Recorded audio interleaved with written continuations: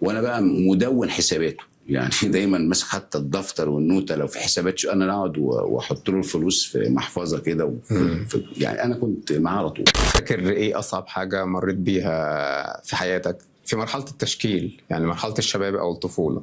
اصعب حاجه ان كنت ابن لاب وام يبلغوا من العمر وانا عندي 6 سنين 65 سنه.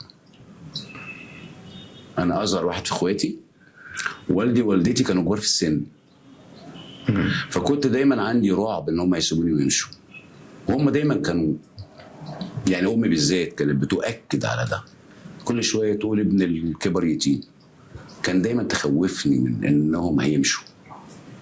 فكنت دايما خايف من حته يوم مش هلاقيهم موجودين، وبالاخص ابويا، لان انا ارتباطي بوالدي كان ارتباط مختلف، ارتباط اصدقاء. انا اصغر واحد وهو كان عنده احساس بانه مش هيقعد معايا مده،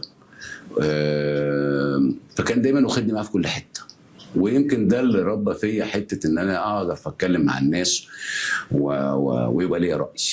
يعني انا فاكر كويس جدا قعدات كتير، وهو كان كبير عيله يعني، اللي كان دايما ياخدني معاه وانا بقى مدون حساباته، يعني دايما ماسك حتى الدفتر والنوته لو في حسابات انا اقعد واحط له الفلوس في محفظه كده يعني انا كنت معاه على طول. دي مدرسه في حد ذاتها. رحمه الله عليه، والدي زي والد كتير تقريبا، يعني والد كل واحد فينا كان مدرسه لابنه، بس اللي يشوفها صح.